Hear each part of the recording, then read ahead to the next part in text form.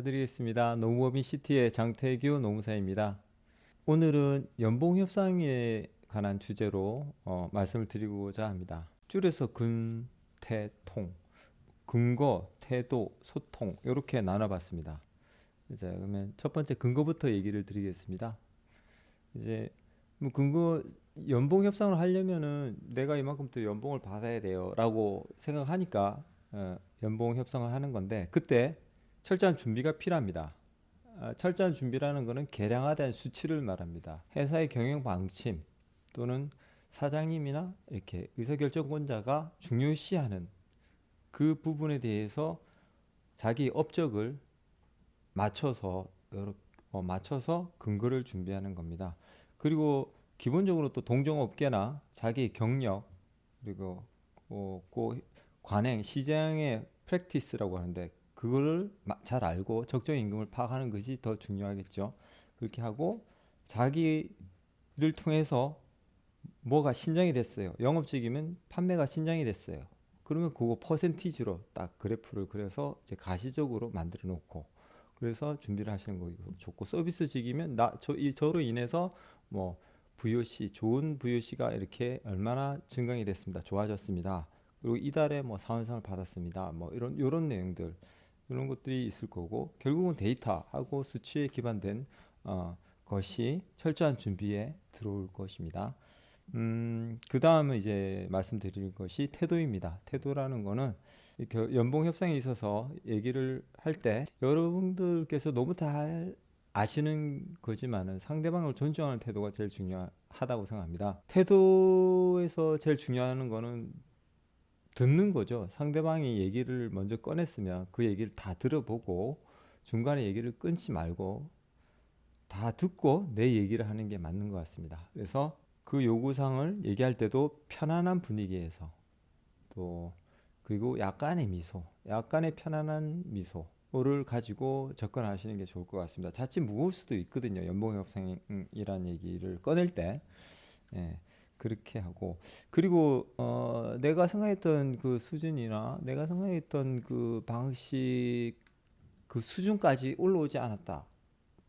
이렇게 하더라도 그 서운함이나 이런 걸 너무 내비치지 마시고 이번 자리가 끝이 아니다. 이런 마음으로 재협상의 여지를 남기는 게 중요할 것 같습니다. 뭐 어떤 식으로 하면 되는데요? 라고 질문한다면 저는 이제 말씀 잘 들었습니다. 다음에 또 말씀드릴 기회가 있을 것 같습니다. 하고 그 자리를 매듭짓고 나오는 겁니다. 그래서 재협상의 자리를 스스로 만들어가는 겁니다. 스스로. 네, 여기까지가 제가 생각하는 태도인 부분이고요. 그 다음 소통 측면을 말씀드리고 싶습니다. 연봉 협상을 할 때 제안이 받아들여질 경우도 있고 아닌 경우도 있고 뭐 있는데 제대로 받아들여지지 않으면은 저 같은 경우에는 왜 그런지를 매우 공손하게 자신감 있으면서도 공손하게 물어보는 것이 좋다고 생각됩니다. 왜냐하면 내가 생각했던 거하고 전혀 다른 이유가 나올 수 있거든요. 그래서 자기 발전의 계기도 될 수 있지만 또 그걸 통해서 연봉 협상에 이렇게 해서 다음에 이렇게 얘기를 해야 되겠다라는 방식이 나오거든요.